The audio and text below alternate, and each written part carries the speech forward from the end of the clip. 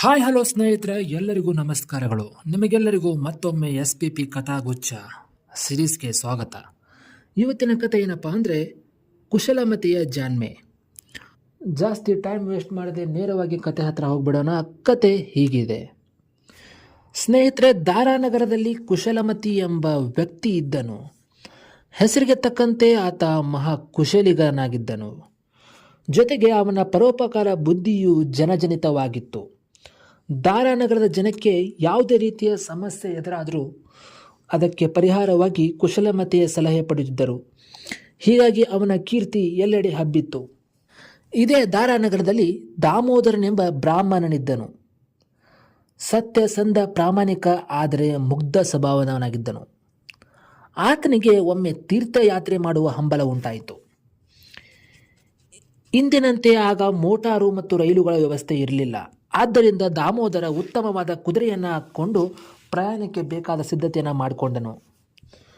ಹೊರಡುವ ಮೊದಲೊಮ್ಮೆ ಕುಶಲಮತಿಯನ್ನು ಭೇಟಿಯಾಗಿ ಅವನ ಮಾರ್ಗದರ್ಶನ ಪಡೆದುಕೊಂಡು ಹೋಗಬೇಕು ಎನ್ನುವುದು ಆತನ ನಿರ್ಧಾರವಾಗಿತ್ತು.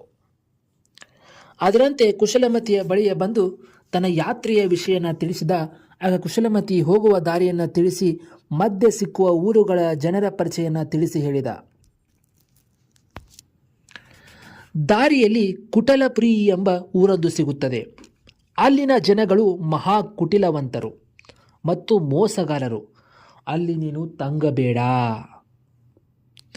ಅಲ್ಲಿಯ ಜನರ ಮಾತನ್ನು ನಂಬದೆ ನಿನ್ನ ದಾರಿಯಲ್ಲಿ ನೀನು ಪ್ರಯಾಣ ಬೆಳೆಸು. ನೀನು ಎಚ್ಚರಿಕೆಯಿಂದ ಇದ್ದರೆ ನಿನಗೆ ಯಾವುದೇ ತೊಂದರೆಯಾಗಲಾರದು ಎಂದು ಮಾರ್ಗದರ್ಶನವನ್ನು ನೀಡಿ ದಾಮೋದರನನ್ನು ಕಳಿಸಿದ. ದಾಮೋದರ ಮರುದಿನ ತನ್ನ ಪ್ರಯಾಣ ಪ್ರಾರಂಭಿಸಿದ. ಒಂದೊಂದೇ ಊರುಗಳನ್ನು ದಾಟಿದ. ಒಂದು ದಿನ ಆತ ಕುಟಿಲಪುರಿಯನ್ನು ತಲುಪಿಯೇ ಬಿಟ್ಟ. ಅಲ್ಲಿಗೆ ಬರುತ್ತಲೇ ಜನ ಇವನನ್ನು ಎದುರುಗೊಂಡು ಅವನನ್ನು ಆದರದಿಂದ ಸ್ವಾಗತಿಸಿ, ನಿಮ್ಮ ಬರುವಿಕೆಗಾಗಿ ನಾವು ಕಾಯ್ತಾ ಇದ್ದೀವಿ ಅಂತ ಹೇಳಿ ಊರಿನೊಳಗೆ ಕರೆದೊಯ್ದರು. ಅವರ ಸತ್ಕಾರ ನೋಡಿ ಮುಗ್ಧನಾದ ದಾಮೋದರನು ಅವರ ಆಹ್ವಾನವನ್ನು ತಿರಸ್ಕರಿಸಲಿಲ್ಲ.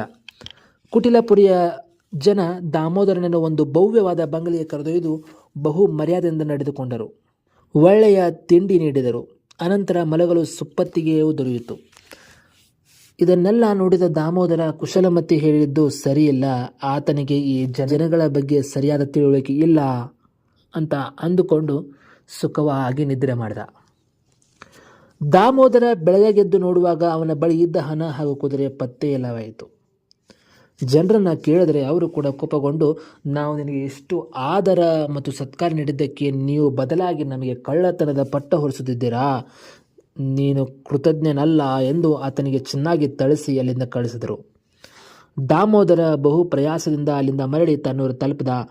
ಬಂದವನೇ ಹೋಗಿ ಕುಶಲಮತಿಯನ್ನು ಭೇಟಿ ಮಾಡಿ, ನೀನು ಹೇಳಿದ್ದರೂ ನಂಬಿಕೆ ಬರದೆ ನಾನು ಕುಟಿಲಪುರಿ ಜನರಿಂದ ಮೋಸ ಹೋದೆ ಎಂದು ನಡೆದ ಘಟನೆಯನ್ನು ಕುಶಲಮತಿಗೆ ತಿಳಿಸಿದ.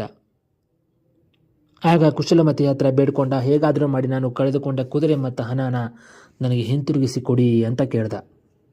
ಕುಶಲಮತಿ ಆತನನ್ನು ಸಂತೈಸಿ ಈತನಿಗೆ ಈ ಥರ ಮಾಡಿದ ಆ ಮೋಸಗಾರನಿಗೆ ಸರಿಯಾದ ಬುದ್ಧಿ ಕಲಿಸಬೇಕೆಂದು ನಿರ್ಧರಿಸಿ ಒಂದು ಉಪಾಯವನ್ನು ಮಾಡಿದ. ಆ ಉಪಾಯದ ಪ್ರಕಾರ ಮರುದಿನ ತಾನೇ ಒಂದು ಬಡುಕಲು, ಒಂದು ಸಾವಿಗೆ ಹತ್ತಿರ ಆಗಿರುವಂತಹ ಕುದುರೆಯನ್ನು ತೆಗೆದುಕೊಂಡು ಸ್ವಲ್ಪ ಬಂಗಾರದ ನಾಣ್ಯಗಳನ್ನು ಜೊತೆಗೆ ತೆಗೆದುಕೊಂಡು ಕುದುರೆ ಹತ್ಕೊಂಡು ಕುಶಲಮತಿ ಪ್ರಯಾಣ ಬೆಳೆಸಿದ. ಆತ ಕೂಡ ಕುಟಿಲಪುರಿಯನ್ನು ತಲುಪಿದ. ಲಗಾಮ ಹಾಕಿಕೊಂಡು ತಾನು ಹಿಂದು ಮುಂದಾಗಿ ಕುಳಿತು ಹೋಗಲಾರಂಭಿಸಿದನು. ಆ ಕುಟಿಲಪುರದ ಊರಿನ ಜನ ಇವನನ್ನು ಕಂಡು, ಇವನ್ಯಾರೋ ದಡ್ಡ ಇರ್ಬೋದು, ಇವನನ್ನು ಮೋಸ ಮಾಡೋದು ತುಂಬ ಸುಲಭ ಅಂದುಕೊಂಡ್ರು. ಕ್ರಮದಂತೆ ಬಹಳ ಆದರದಿಂದ ಈತನನ್ನು ಕೂಡ ಎದುರುಕೊಂಡು ಊರೊಳಗೆ ಕರೆದೊಯ್ದರು. ಕುಶಲಮತಿ ತನ್ನ ಕುದುರೆಯನ್ನು ತಾನು ಮಲಗುವ ಕೋಣೆಯ ಪಕ್ಕದಲ್ಲಿಯೇ ಕಟ್ಟಿಕೊಂಡು ಮಲಗಿದ. ರಾತ್ರಿ ಗಂಟೆಗೊಂದು ಸಲ ಬಾರಿ ಎದ್ದುಕೊಂಡು ಆ ಕುದುರೆಯನ್ನು ನೋಡ್ದ. ಕುದುರೆ ಹತ್ತಿರ ಯಾರೂ ಇಲ್ಲದನ್ನು ಕಂಡು ತನ್ನಲ್ಲಿದ್ದ ನಾಣ್ಯಗಳನ್ನೆಲ್ಲ ಕುದುರೆಯ ಸಗಣಿಯಲ್ಲಿ ಬೆರೆಸಿ ಮುಚ್ಚಿಟ್ಟನು. ಕುಶಲಮತಿ ಯಾವಾಗ ಎದ್ದು ಬರುವನೆಂಬ ಭಯದಿಂದಲೂ, ಕುದುರೆಯ ಮುದಿಯಾಗಿದ್ದು ಹಣ ಇದೆ ಇಲ್ಲವ ವಿಷಯ ತಿಳಿಯದಿದ್ದರಿಂದಲೂ ಆವತ್ತಿನ ಕುಟಿಲಪುರದ ನಿವಾಸಿಗಳು ಯಾವ ಸಾಹಸಕ್ಕೂ ಪ್ರಯತ್ನಕ್ಕೂ ಕೈ ಹಾಕಲಿಲ್ಲ. ಬೆಳಗಾಗುತ್ತಲೇ ಕುಶಲಮತಿ ಕುದುರೆಯ ಸಗಣಿ ಎತ್ತಲು ಒಂದು ಬುಟ್ಟಿಯನ್ನು ಪಡೆದು ಅದರಲ್ಲಿ ಸಗಣಿಯನ್ನು ಎತ್ತಿಕೊಂಡು ನದಿಗೆ ಹೋಗಿ ಅಲ್ಲಿ ತೊಳೆದನು. ಸಗಣಿಯನ್ನು ತೊಳೆಯುತ್ತಲೇ ನೂರಾರು ಬಂಗಾರದ ನಾಣ್ಯಗಳು ಕಾಣಿಸಿಕೊಂಡವು. ಅದನ್ನು ನೋಡಿ ಅಲ್ಲಿ ಎಲ್ಲರೂ ಆಶ್ಚರ್ಯಪಟ್ಟರು. ಆ ಜನರಿಗೆ ಕುಶಲಮತಿ ಈ ಕುದುರೆಯೊಂದೇ ನನ್ನ ಆಸ್ತಿ. ಇದರ ಸಗಣಿಯನ್ನು ಬೆಳಗ್ಗೆ ತೊಳೆದರೆ ನಾಣ್ಯಗಳು ಸಿಗುತ್ತವೆ. ಇದರಿಂದಲೇ ನಾನು ಶ್ರೀಮಂತನಾಗಿ ಸುಖವಾಗಿದ್ದೇನೆ ಎಂದು ಹೇಳಿದ. ಇದನ್ನು ಕೇಳಿದ ಕುಟಿಲಪುರಿಯ ನಿವಾಸಿಗಳು ಆ ಕುದುರೆಯನ್ನು ಹೇಗಾದರೂ ಲಪಟಾಯಿಸಬೇಕೆಂದು ನಿಶ್ಚಯಿಸಿಕೊಂಡರು. ಆದರೆ ಅಂದೇ ಕುಶಲಮತಿ ಹೊರಡುವ ಸಿದ್ಧತೆ ನಡೆಸಿದ್ದರಿಂದ ಅವನ ಜೊತೆ ವ್ಯಾಪಾರಕ್ಕೆ ನಿಂತರು.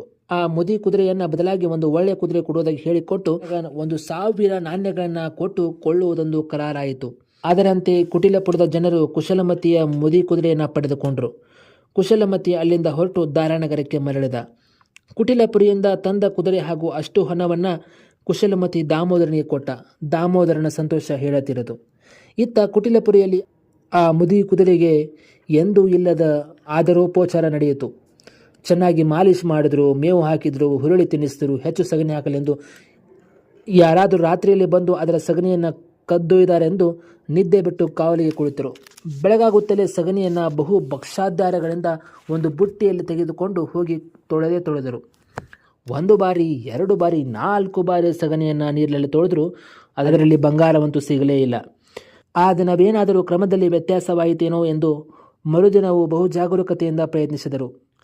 ಆದರೂ ಬಂಗಾರದ ನಾಣ್ಯಗಳಂತೂ ಕೈಗೆ ಬರಲೇ ಇಲ್ಲ. ತಾವು ಮೋಸ ಹೋದವೆಂದು ಕುಟಿಲಪುರಿಯ ನಿವಾಸಿಗಳಿಗೆ ತಿಳಿದೋಯಿತು.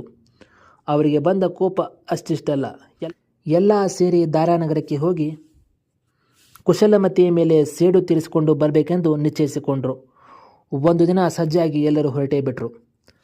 ಸ್ನೇಹಿತರೆ, ದಾರಾನಗರಕ್ಕೆ ಪಯಣ ಬೆಳೆಸಿದ ಕುಟಿಲಪುರ ನಿವಾಸಿಗಳು ಏನು ಮಾಡಿದರು ಅಂತ ತಿಳಿಬೇಕಂದ್ರೆ ನೀವು ನಮ್ಮ ಈ ಕಥೆಯ ಮುಂದಿನ ಭಾಗವನ್ನು ನೋಡಲೇಬೇಕು.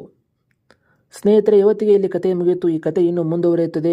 ಇಂಥ ಕಥೆಗಳನ್ನು ನೀವು ಮತ್ತೆ ಮತ್ತೆ ಕೇಳಬೇಕೆಂದು ಅಂದ್ಕೊಂಡಿದ್ದರೆ ನಿಮ್ಮ ಚಾನಲನ್ನು ಸಬ್ಸ್ಕ್ರೈಬ್ ಮಾಡಿ, ಆದಷ್ಟು ಈ ಕಥೆಗಳನ್ನು ಶೇರ್ ಮಾಡಿ ಮತ್ತು ಈ ಕಥೆ ನಿಮಗೆ ಇಷ್ಟ ಆದರೆ ಲೈಕ್ ಮಾಡುವ ಮುಖಾಂತರ ನಮ್ಮನ್ನು ಪ್ರೋತ್ಸಾಹಿಸಿ ಅಂತ ಹೇಳ್ತಾ ಈ ಒಂದು ಕಥೆಯನ್ನು ಇವತ್ತು ಇಲ್ಲಿಗೆ ಮುಗಿಸ್ತೀವಿ. ಇದರ ಮುಂದಿನ ಭಾಗವನ್ನು ಮುಂದಿನ ಸಂಚಿಕೆಯಲ್ಲಿ ತೆಗೆದುಕೊಂಡು ಬರ್ತೀವಿ ಅಂತ ಹೇಳ್ತಾ ಧನ್ಯವಾದಗಳು.